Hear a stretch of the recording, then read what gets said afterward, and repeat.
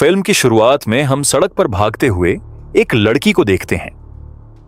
साफ पता चल रहा था कि वह अपनी जान कहीं से बचाकर भागी थी। उस समय उसके जिस्म की हालत भी बहुत ज्यादा खराब थी। पांव टेढ़े मेढ़े टूटे हुए थे, जिस्म पर तरह तरह के जख्मों के निशान थे। ऐसा लग रहा था जैसे उसे किसी ने बहुत ज्यादा टॉर्चर किया हुआ, और इसके सर के आधे से ज्यादा बाल भी बुरी तरह से कटे हुए थे, जैसे वह किसी मेंटल हॉस्पिटल से भागी हो। अब वह भागकर पुलिस स्टेशन पहुंच जाती है। इस लड़की का नाम लूसी होता है। लूसी पुलिस वालों को बताती है कि वह एक स्लॉटर हाउस से भागकर आई है, जहां पर एक कपल उसे टॉर्चर किया करता था। पुलिस वाले उसे रेस्क्यू कर लेते हैं और उसे एक शेल्टर होम भेज देते हैं, जबकि दूसरी तरफ उसका केस भी चलता रहता है। पुलिस इस लड़की की दी हुई इत्तला के मुताबिक स्लॉटर हाउस को ढूंढ लेती है कि जहां पर उसे टॉर्चर किया जाता था। वहां पर उन्हें सबूत भी मिल जाते हैं कि लूसी जो कह रही थी वह सच कह रही थी।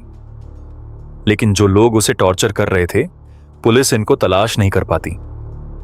केस ऐसे ही बंद हो जाता है और लूसी को इस चीज का बहुत दुख होता है। खैर, हमें दिखाया जाता है कि अब शेल्टर होम में इसकी एक दोस्त बन गई थी। इसका नाम आना था। आना एक बहुत अच्छी लड़की थी, और जब जब लूसी अपने इन बुरे दिनों को याद करके अपना दिमागी संतुलन खो बैठती थी, अन्ना हमेशा उसे संभालती थी। जैसे जैसे लूसी की उम्र बढ़ती जा रही थी, इसकी हालत और भी ज्यादा खराब होती जा रही थी।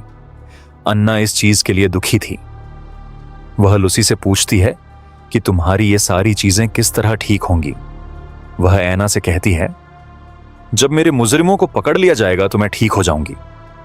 इसी वजह से ऐना एक दिन पुलिस जाकर इस केस को दोबारा ओपन करने के लिए कहती है। पर ऐना इस समय काफी वह छोटी थी। ऐसी कंप्लेन वह किसी के कहने पर नहीं कर सकती थी। इसीलिए ऑफिसर्स उसे कहते हैं कि तुम्हें लूसी को ही यहां पुलिस स्टेशन लाना होगा। इसके बाद ही इसका केस रीओपन होगा। खैर, अब वह वापस आ जाते हैं और वापस आने पर वह देखती है कि लूसी कहीं पर भी नहीं थी। वह लूसी को ढूंढते हुए वॉशरूम में गई तो उसने देखा कि लूसी बाथ टब में लेटी हुई थी और उसके जिस्म पर तरह तरह के निशान थे, और इसकी कलाई भी कटी हुई थी, जिसमें से काफी सारा खून निकल चुका था। वह बहुत ज्यादा घबराई हुई और डरी हुई थी। ऐना इससे पूछती है, लूसी, ये सब तुम्हारे साथ किसने किया? तो लूसी बताती है, मैं नहीं जानती। ये सब मेरे साथ किसी इंसान ने नहीं किया, बल्कि किसी ऐसी चीज ने मेरे ऊपर हमला किया है जो इस दुनिया की नहीं लगती। इस समय ऐना को इसकी बातों पर यकीन नहीं आ रहा था, लेकिन लूसी की हालत ऐसी थी कि ऐना के पास यकीन करने के अलावा कोई दूसरा रास्ता भी नहीं था। अब वह लूसी को ले जाकर सुला देती है, और रात में अचानक लूसी डर कर उठ जाती है। इस समय इसके डर कर उठने की वजह यह थी कि अचानक इसके कमरे का दरवाजा खुल गया था और इसकी आंखों के सामने बंद भी हुआ था, लेकिन वहां पर कोई नहीं था। अगले ही सेकंड जैसे ही उसने अपने बेड के सामने देखा तो वहां एक भयानक लड़की की आत्मा थी। उस समय वह काफी ज्यादा डरावनी लग रही थी। वह लूसी पर हमला करने के लिए आगे बढ़ती है, पर लूसी जल्दी से अपना ब्लैंकेट लेकर अपने बेड से नीचे उतर जाती है और ऐना के बेड के नीचे छुप जाती है। अब सीन यहां से कट हो जाता है और हमें 1 साल बाद का सीन दिखाया जाता है, जहां एक फैमिली को बहुत ही आराम से नाश्ता करते हुए दिखाया जाता है। दिखने में तो यहां पर सब नॉर्मल था, बस लेकिन कुछ देर गुजरते ही यहां पर सब एबनॉर्मल हो जाता है। घर की बेल बजती है। वह आदमी जब दरवाजा खोलने के लिए जाता है तो वहां पर एक लड़की हाथ में शॉटगन लिए उसे शूट कर देती है, और वह आदमी बहुत दूर जाकर गिरता है।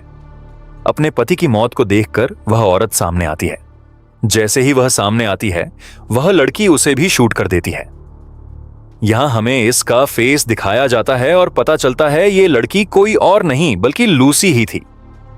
अब उन दोनों के बच्चे, जो अपने माता पिता की मौत को देखकर बहुत ज्यादा परेशान हो गए थे, वह यहां से भागने की कोशिश करते हैं। लूसी पीछे से इन दोनों को भी शूट कर देती है। उन सब को मारने के बाद लूसी यहां बैठकर रोने लगती है, क्योंकि उसे इन बेकसूर बच्चों को मारने का दुख था। उसने इन बच्चों से पूछा भी था, क्या तुम जानते हो तुम्हारे मां बाप कौन हैं और उन्होंने मेरे साथ क्या किया? बच्चों ने जवाब दिया था कि नहीं, लेकिन इस सब के बावजूद भी लूसी ने इन्हें मार दिया था। पता चलता है कि यह वही कपल था जिन्होंने लूसी को बचपन में अपने स्लॉटर हाउस में रखा हुआ था और उसे टॉर्चर किया था। आज लूसी ने इनसे अपना बदला ले लिया था। अब लूसी घबराई हुई थी क्योंकि उसने 4 मर्डर कर दिए थे। परेशानी की हालत में वह अपनी दोस्त एना को कॉल कर लेती है और उसे बता देती है कि इसने उस कपल और इसकी फैमिली को मार दिया जिसने उसे स्लॉटर हाउस में रखकर टॉर्चर किया था। वह रो रो कर एक और मर्तबा एना से मदद मांग रही थी। एना को इस मर्तबा भी लूसी पर तरस आ जाता है और वह एना की हेल्प करने और इन मर्डर्स को छुपाने के लिए वहां पहुंच जाती है। इधर जब तक लूसी अकेली थी वह देखती है कि वह एंटिटी जो बचपन से उसे तंग किया करती थी दोबारा इसके सामने आ गई थी। वह इसके ऊपर हावी हो जाती है और इसके ऊपर हमला करके उसे टॉर्चर भी करती है और उसे बहुत ज्यादा जख्मी भी कर देती है। इस एंटिटी के चले जाने के बाद हम देखते हैं कि लूसी अब बहुत ज्यादा परेशान थी। वह एक अजीब सी हालत में थी, जैसे वह पागल हो गई हो। वह जोर जोर से हिल भी रही थी और अब वह चाकू और वह चीजें जिसे हमने देखा था कि इस एंटिटी ने लूसी के ऊपर हमला किया है, वह चाकू भी हम लूसी के हाथ में ही देखते हैं। पता चलता है कि जो कुछ लूसी ने देखा था वह इसके दिमाग की बनाई हुई एक कहानी थी। असल में तो वह खुद ही अपने आप को टॉर्चर कर रही थी। इसके पीछे यह रीजन थी कि जो कुछ पास्ट में लूसी के साथ हो चुका था वह लूसी के दिमाग पर इतना हावी हो गया था कि लूसी की दिमागी हालत ठीक नहीं रही थी। वह हमेशा एक औरत को अपने दिमाग में इमेजिन करती थी जो इसके ऊपर हमला कर रही होती थी, पर असल बात यह थी कि वह खुद अपने ऊपर हमला कर रही होती थी। इस समय पर दोबारा हमें दिखाया जाता है कि वह एंटिटी इसके ऊपर हावी हो गई है और वह एक चाकू लेकर इसके हाथ के अंदर घोंप देती है। लूसी जो इससे बचकर भागना चाह रही थी वह घर से भागकर बाहर आ जाती है और वहां वह एना से टकराती है। एना उसे कूल करती है और इसका हाथ पकड़कर इसके ऊपर अपना स्टॉलर बांध देती है। एना इससे पूछती है, ये सब किसने किया? लूसी बताती है, ये सब उस एंटिटी ने किया है जो हमेशा से मेरे पीछे पड़ी रहती है। एना उसे काम डाउन करके कहती है, रुको और मैं अंदर जाकर चेक करती हूं। अंदर जाने पर उसे कोई नहीं नजर आता, तो अब वह खुद ही रोने लग जाती है। उसे लूसी की ऐसी दर्दनाक हालत पर रोना आता है क्योंकि वह जानती थी कि आज भी लूसी इस दुख से निकल नहीं पाई जो बचपन में उसने सहे थे। वह इसकी मेंटल कंडीशन को बहुत अच्छे से समझती थी। वह अच्छे से जानती थी कि ये चाकू जो इसके हाथ में स्टैब है ये भी उसने खुद ही किया है। इसके बाद एना जब यहां पर पड़ी हुई लाशों को देखती है तो वह अपने आप से कंट्रोल भी खो देती है और जोर जोर से रोने लग जाती है। उसे इस फैमिली के लिए बुरा लग रहा था। ठीक इसी समय पर लूसी अंदर आई और उसने कहा, तुम क्यों रो रही हो? तुम्हें क्यों बुरा लग रहा है? उन्होंने मेरे साथ बुरा किया था और उन्होंने अपने किए का अंजाम भुगता है। बस अब तुम ये बताओ कि हमें इन लाशों के साथ क्या करना है? एना अपने ऊपर कंट्रोल पाती है और उसे कहती है, हमें इसे ठिकाने लगाना होगा। वह अब लूसी के साथ मिलकर इन लाशों को वॉशरूम के अंदर ले आती है। अब एना लूसी से सवाल करती है, तुम्हें इस फैमिली के बारे में कैसे पता चला था और तुम्हें कैसे यकीन हुआ कि ये वही फैमिली है जिसने तुम्हें टॉर्चर किया था? लूसी कहती है कि उसे आज भी इस कपल के चेहरे याद हैं। उसने एक न्यूज आर्टिकल में इनकी तस्वीरें देखी थीं जिससे इस फैमिली के बारे में पता चला था। लूसी कहती है, अब बस मैंने इन्हें मार दिया है ना, अब सब ठीक हो जाएगा। यह सुनकर एना उसे गले लगा लेती है। एना ने उसे गले इसलिए लगाया था क्योंकि वह जानती थी लूसी ठीक नहीं है और उसे अभी भी यही डर था कि कहीं लूसी ने किसी बेकसूर इंसान को ना मार दिया हो। इसलिए अब वह लूसी को सुलाकर खुद दोबारा काम पर लग जाती है और घर के बाहर जाकर एक गड्ढा खोदती है। वह एक एक करके इन लाशों को इन गड्ढों में लाकर डालने की कोशिश में लग जाती है, जबकि यहां पर लूसी दोबारा एकदम से वही नाइटमेयर यानी डरावना ख्वाब देखकर उठ जाती है। अब लूसी अपनी सोचों से लड़ ही रही थी कि अचानक उसे किसी के चिल्लाने की आवाज आई। पीछे हम देखते हैं कि एना उस समय वॉशरूम में थी और उसने देखा था कि लूसी ने जिस औरत को मारा था वह औरत मरी नहीं थी, सिर्फ बेहोश थी। अब उसे होश आ गया था। उसे और वही औरत बुरी तरह चिल्लाई थी। एना ने उसे कहा भी, तुम खामोश रहो, मैं तुम्हारी मदद करूंगी। मुझे लगता है कि तुम बेकसूर मारी जा रही हो। लेकिन एना की बदकिस्मती और उस औरत की भी, क्योंकि लूसी पीछे से आकर ये सारी बातें सुन लेती है। इस समय उसे इस औरत पर बहुत ही ज्यादा गुस्सा आ रहा था और साथ ही साथ एना पर भी। लूसी एना को तो कुछ नहीं कहती, लेकिन पहले वह इस औरत को बेदर्दी से मार देती है और फिर एना के पास जाकर बहुत ही भयानक अंदाज में उसे कहती है, मैं तुम्हें भी मार देना चाहती हूं, क्योंकि मैं जानती हूं तुम मुझे पागल समझती हो। तुम्हें आज भी यकीन नहीं कि मैंने अपना बदला लिया है। तुम्हें आज भी लग रहा है कि मैंने इन बेकसूर लोगों को मार दिया, लेकिन मैं तुम्हें तुम्हारी सोचों की वजह से मार नहीं सकती, क्योंकि मैं तुम्हें अपनी बहन की तरह प्यार करती हूं। तुम मेरी दोस्त हो। तुम जानती हो इस औरत ने क्या किया था। ये औरत हमेशा मुझे ऐसा खाना खिलाया करती थी जो खाने के काबिल नहीं होता था। इसने मुझे टॉर्चर करके इस स्टेज पर पहुंचा दिया था कि एक दिन मैं मर ही जाती। जिस दिन मैंने जीने की उम्मीद छोड़ी थी, उसी दिन इसने गलती से मेरे हाथ खोल दिए और मैंने अपना सारा गुस्सा इसी के ऊपर उतार दिया। मैंने इसका खाना नीचे फेंका और उस औरत को अपने से दूर धक्का दे दिया। वह औरत नीचे गिरी और उसका पांव टूट गया। वह मेरा पीछा ना कर पाई। मैंने अपने पांव खोले और मैंने वहां से भागना शुरू कर दिया। जिस समय मैं वहां से भाग रही थी, उसी समय पर मुझे जख्मी हालत में वहां एक और लड़की दिखाई दी। उसकी उम्र काफी ज्यादा थी और उसकी हालत को देखकर लग रहा था कि उसे मुझसे काफी पहले यहां पर लाया गया था। उसे मुझसे कहीं ज्यादा टॉर्चर किया गया था। वह लड़की रो रो कर मुझसे कहती रही कि मुझे बचा लो, लेकिन मैं उसे बचा ना पाई। फाइनली पास्ट के सीन में हमें वह लड़की भी दिखा दी जाती है जिसके बारे में लूसी बात कर रही थी। यहां एक बहुत बड़ा ट्विस्ट ये रिवील होता है कि ये लड़की वही लड़की थी जो जिंदगी भर लूसी अपने दिमाग में देखती आई थी। इस समय भी इस लड़की की बात करते हुए लूसी को हेलुसिनेशन अटैक आ जाता है और वह जोर जोर से चिल्लाने लग जाती है, पर असल में उस औरत को इमेजिन करते हुए लूसी अपने ऊपर ही वार कर रही थी। आना बहुत मुश्किल से उसे संभालती है और होश में लेकर आती है। लूसी दोबारा अपनी कहानी बताना शुरू करती है और कहती है कि काश मैंने उस दिन उस औरत को बचा लिया होता तो आज मेरी यह हालत ना होती। यह कहते ही उसे दोबारा से इसी लड़की की रूह दिखाई देने लगती है और वह एना से कहती है, देखो वह मुझ पर हमला करने के लिए आ रही है। इस समय वह एंटिटी इसके ऊपर इतनी हावी हो जाती है और लूसी के दोनों हाथों की वेन्स काट देती है।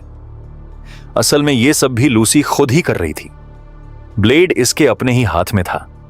एना उसे रोक रही थी। लूसी अब इसके काबू में नहीं आ रही थी, यहां तक कि वह अब खिड़की से बाहर जंप भी कर देती है और खिड़की तोड़कर घर से बाहर गिर जाती है। इससे पहले कि एना उसे बचाने के लिए वहां पहुंचती, बॉसो उस समय तक लूसी इसी ब्लेड से अपना गला काटकर अपनी जान ले चुकी थी। यह सब देखते हुए एना पूरी तरह टूट गई। काफी देर तो वहीं बैठकर रोती रही और लूसी से सवाल करती रही कि तुमने ऐसा क्यों किया। अब वह लूसी की डेड बॉडी भी उठाकर घर के अंदर ले जाती है। इसकी बॉडी से इसके खून को साफ करती है। रात तो लूसी के मरने के दुख में ही निकल गई। जब सुबह हुई तो उसे याद आया कि वह तो अपने घर गई ही नहीं थी। वह जल्दी से अपनी सौतेली मां को कॉल करती है और उन्हें बताती है कि वह आज घर आ जाएगी। असल में वह भी पहले शेल्टर होम में रहा करती थी और उसे भी एक फैमिली ने अडॉप्ट कर लिया था। इसकी ये नई मदर उसे हमेशा लूसी से मिलने के लिए मना किया करती थी, पर एना कभी नहीं रुकती थी। उसे पीछे से किसी चीज के गिरने की आवाज आती है। उसने पीछे मुड़कर देखा तो वहां पर एक स्टैचू गिरा हुआ था। उसे बिना किसी चीज की मूवमेंट के स्टैचू का गिरना अजीब लगा। उसने जब यहां की इंस्पेक्शन की तो उसे पता चला कि यह स्टैचू हवा के चलने की वजह से गिरा था और स्टैचू के नीचे एक खुफिया दरवाजा था। उसने जब यह दरवाजा खोला तो उसे नीचे एक पूरी फैसिलिटी दिखाई दी, जिसे देखकर वह हैरान परेशान हो गई। इस फैसिलिटी के अंदर जाकर जब वह लाइट्स ऑन करती है तो उसे पता चलता है कि यह बहुत बड़ी रिसर्च सेंटर है और इस सेंटर के छुप के बनाए जाने का कारण यही लगता है कि यह इल्लीगल सेंटर था। वह जैसे जैसे इस फैसिलिटी को आगे देखती रहती है, इसकी और भी जान निकलती जाती है, क्योंकि एक के बाद एक भयानक सच इस फैसिलिटी के बारे में उसे पता चलता है। और अब वह बहुत ज्यादा परेशान थी, क्योंकि उसे यहां पर बहुत सारे लोगों की तस्वीरों भी मिली जो अब मर चुके थे और उनके ऊपर जरूर इस फैसिलिटी पर एक्सपेरिमेंट किए गए होंगे। इसी फैसिलिटी के अंदर उसे एक और छुपी हुई बेसमेंट मिलती है। इसे जमीन के काफी पैनिशी नीचे बनाया गया था। उसे इस कमरे की भी यहीं पर मिल जाती है और वह जब उसे खोलकर इस दूसरे बेसमेंट के अंदर जाती है तो उसे वहां पर बहुत सी अजीब और गरीब चीजें दिखाई देती हैं। यहां पर ऐसी चीजें रखी गई थीं जिनसे इंसानों को टॉर्चर किया जाता था। अचानक उसे किसी के हिलने की और जंजीरों की आवाजें सुनाई दीं। उसने पीछे मुड़कर देखा तो यहां पर एक औरत थी जिसको जंजीरों से बांधा गया था। इसकी आंखों के ऊपर भी एक बहुत बड़ा सा कवर लगाया गया था। इस कवर को कीलों के जरिए इसके मुंह के अंदर स्टैब किया हुआ था। वह लड़की बहुत ही ज्यादा तकलीफ में थी। यह लड़की महसूस करती है कि आज उसे टॉर्चर करने वाले नहीं आए, यहां पर आज कोई और आया है, इसीलिए वह फौरन उसे अपने बचाने की रिक्वेस्ट करने लग जाती है। उसने जल्दी से इस औरत को इस बेसमेंट से बाहर निकाला और उसे नहलाया, जिसके बाद उसने काफी मुश्किलों से इसके मुंह से इसका मास्क उतार दिया। इस औरत ने जब अपनी दुख भरी स्टोरी ऐना को सुनाई तो ऐना रोने लग गई। इसकी स्टोरी बहुत ज्यादा लूसी की स्टोरी की तरह ही थी। ऐना के लिए यह बहुत बड़ा सदमा था। अब वह लूसी की डेड बॉडी के पास जाकर उसे प्यार करती है और उसे कहती है, प्लीज मुझे माफ कर दो, मैं पूरी जिंदगी तुम्हें गलत समझती रही, तुम्हें पागल समझती रही, लेकिन तुम सच बोल रही थी। आज मुझे तुम पर यकीन है। आना का पछतावा अब ऐना के ऊपर हावी होने लगा था कि क्यों उसने अपनी दोस्त की बात नहीं मानी, उस पर यकीन नहीं किया। दुख के मारे ऐना की रो रो के यहीं पर आंख लग गई थी। कुछ देर बाद इसकी आंख एक शोर से खुली। उसने देखा कि यह शोर किचन से आ रहा था और वह औरत जिसे वह बचाकर यहां पर लेकर आई थी, वह गिरती पड़ती किचन में पहुंच गई थी और वह एक चाकू के जरिए अपने आप को मारने वाली थी। ऐना उसे रोकने की कोशिश करती है पर वह औरत कहती है, नहीं प्लीज मुझे मरने दो, मैं ये टॉर्चर और नहीं सह सकती। इससे पहले कि वह अपने आप को मारती, यहां पर गोली चलने की आवाज सुनाई देती है और अगले ही सेकंड वह औरत मरी हुई जमीन पर पड़ी होती है। ऐना ने पीछे मुड़कर देखा, यहां पर कुछ लोग आ चुके थे। इन लोगों के यूनिफॉर्म से ये लोग कहीं के एजेंट लग रहे थे। आते ही ये लोग ऐना को भी पकड़ लेते हैं और ऐना से पूछते हैं, ये लड़की कौन है जिसकी डेड बॉडी यहां पर है। ऐना बता देती है कि ये मेरी दोस्त लूसी है। इससे पहले कि वह और भी कुछ पूछते या बताते, इसको भी अब इसी फैसिलिटी के अंदर ले जाकर बंद कर दिया जाता है जहां से उसने पहली वाली औरत को रेस्क्यू किया था। इसके बाद ये सब लोग यहां से चले जाते हैं और दिखाया जाता है कि यहां पर जितने भी लोग मरे थे उन सब की लाशों को वह बाहर इसी गड्ढे में फेंक देते हैं। जिसके बाद अब शाम हो जाती है और हम एक ओल्ड लेडी को देखते हैं जो इसी फैसिलिटी के अंदर आती है और जाकर ऐना से मिलती है। इस समय इस औरत को ऐना के ऊपर बहुत ज्यादा गुस्सा आ रहा था, लेकिन वह कुछ भी रिएक्ट नहीं करती, बल्कि जो कुछ भी यहां हो रहा होता है वह सब ऐना को बताती है। वह यह बताती है कि यह जगह एक सीक्रेट ऑर्गेनाइजेशन है और हम लोग एक बहुत ही खुफिया एक्सपेरिमेंट पर काम कर रहे थे। असल में हमें यह जानना था कि आफ्टर लाइफ कैसी होती है और क्या होती है। इस एक्सपेरिमेंट के लिए हम बहुत सी लड़कियों को यहां पर लाकर टॉर्चर करते थे और जब वह इस हद तक टॉर्चर हो जाती थीं कि वह आधी मर जाती थीं, तब हम उन्हें थोड़ा ठीक करके यह पूछने की कोशिश करते थे कि उन्होंने आफ्टर लाइफ में क्या देखा। बहुत सी लड़कियां इस स्टेज से पहले ही मर गईं कि हम उन्हें रिकवर कर पाते और हमें यह बात पता नहीं चली कि आफ्टर लाइफ कैसी होती है। लेकिन यह वह लड़की जिसे तुमने मार दिया, इसके केस में हम रिजल्ट्स के बहुत ज्यादा करीब पहुंच चुके थे। एक आध दिन में ये इस स्टेज पर पहुंच जाती कि खुद ब खुद मरने की हालत में होती और हमें अपने एक्सपेरिमेंट के रिजल्ट्स मिल जाते। लेकिन अब तुमने इसे मार दिया है तो इसका भुगतान तुम ही करोगी। जो कुछ अब इसने सहा है वह सब तुम्हारे साथ होगा, ताकि तुम्हारे जरिए हम अपना एक्सपेरिमेंट भी पूरा कर सकें और तुम्हारे से जान भी छूट जाए, क्योंकि ऐसे हम तुम्हें जिंदा भी नहीं छोड़ सकते, क्योंकि तुम हमारे बारे में जान चुकी हो। वह लेडी ऐना को यह भी बताती है कि तुम यहां लूसी के पीछे आई थी। मैं ये भी जानती हूं और लूसी भी मुझे बहुत अच्छे से याद है। आज से साल पहले वो मेरे वर्कर्स को मारकर भाग गई थी और मुझे उस पर बहुत ज्यादा गुस्सा था। शुक्र है कि वह खुद ब खुद ही मर गई। इसकी बातें सुनकर ऐना का दिमाग खराब हो रहा था। ये बातें किसी टॉर्चर से कम तो नहीं थीं, लेकिन अब तो उसे और भी बुरा टॉर्चर दिया जाना था। उसे इसी चेयर पर बांध दिया जाता है, इसके बाल काट दिए जाते हैं, उसे ऐसा बकवास खाना खिलाया जाता है जिसे सूंघना भी मुश्किल था। पहली कई मर्तबा तो ऐना ने इस खाने को मुंह से थूकने की कोशिश की, लेकिन फिर जब उसे हर गलती के बदले बहुत सारी मार और टॉर्चर मिला तो उसने सब कुछ करना छोड़ दिया। उसने यहां से भागने की कोशिश करना भी छोड़ दी। दिन यूं ही गुजरते रहे। नॉम वह बुरा खाना खाती रही, इन लोगों का टॉर्चर सहती रही, और आखिर वह ऐसी स्टेज पर पहुंच गई कि अब वह किसी भी वक्त मर सकती थी। स्टेज पर उसे हमेशा लुसी की आवाजें सुनाई देती थीं, जो उसे कहती थीं, मैं तुम्हारे साथ हूं, तुम डरना मत, तुम मेरे पास ही आओगी। इसकी हालत को देखते हुए अब ये ऑर्गेनाइजेशन के लोग उसे इस टॉर्चर चेयर से नीचे उतार देते हैं और वह औरत अब ऐना को प्यार से सहलाती है। इसके बाद ऐना को डॉक्टर्स यहां से ले जाते हैं और बेदर्दी से इसकी पूरी बॉडी से इसकी खाल उतार दी जाती है। अब इसकी बॉडी पर सिर्फ लाल रंग के मसल्स नजर आ रहे थे। दर्द इतना बढ़ चुका था कि दर्द से इसकी आंखें ऊपर चढ़ गईं और उसने कुछ बोलना भी बंद कर दिया। इसके चेहरे के सारे एक्सप्रेशन खत्म हो गए। ये देखकर ये लोग खुशी से चिल्ला दिए जैसे इनका एक्सपेरिमेंट पूरा हो गया था। उन्होंने जल्दी से अपनी लीडर को, यानी इस ओल्ड लेडी को यहां पर बुलाया और इस ओल्ड लेडी ने ऐना की बॉडी को रिकवर करते हुए इससे बात करने की कोशिश की। उसने इससे सवाल किया कि बताओ आफ्टर लाइफ कैसी है और तुमने मरने के बाद क्या देखा। इनके आपस में क्या बात हुई ये हमें नहीं दिखाई गई। बस अगले सीन में हमने ये देखा कि अब इस घर के बाहर बहुत ही लग्जरी कार्स आकर रुकी, जिसमें इसी ऑर्गेनाइजेशन के सभी मेंबर्स थे जो ये जानने के लिए आए थे कि आखिर उनके एक्सपेरिमेंट का एंड क्या बना।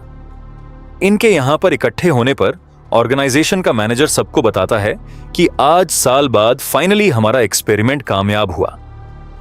ऐना नाम की एक लड़की फाइनल स्टेज पर पहुंची तो हमने उसे रिकवर कर लिया और उससे पूछ लिया कि आफ्टर लाइफ में क्या है।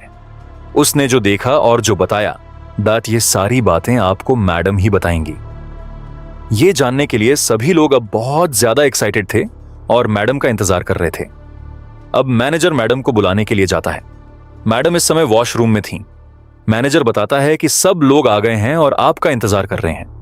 मैडम को अब वॉशरूम में अजीब सी हालत में देखते हैं, ऐसे जैसे वह पागल हो गई हों या डरी हुई हों। वह अपने मैनेजर से पूछती हैं, क्या तुम इमेजिन कर सकते हो कि आफ्टर लाइफ कैसी है? वह कहता है, नहीं, ये बात तो आप हमें बताएंगी। वह मैडम कहती हैं, ये बात बस तुम हमेशा सोचते ही रहो। ये कहकर वह अपने मुंह में पिस्टल रखकर अपने आप को मार देती हैं। जिसके बाद अब हमें सीन कट होकर ऐना को दिखाया जाता है, जो जिंदगी और मरने की स्टेज के दरमियान थी। अब इसकी सोचों को दिखाया जा रहा था, जिसमें वह लूसी के साथ खेल रही थी। यहां मूवी के इस सीन से यह जाहिर किया जा रहा है कि आफ्टर लाइफ में कुछ भी नहीं, नो, सिर्फ हमारी यादें ही हमारे साथ जाएंगी। यही बात ऐना ने मैडम को भी बताई थी और इसीलिए मैडम ने अपने आप को मार लिया था, ताकि वह भी मरने के बाद अपनी पुरानी और अच्छी मेमोरीज को जी सके। इस तरह मैडम और ऐना को मरता हुआ दिखाते हुए ये मूवी यहां खत्म हो जाती है।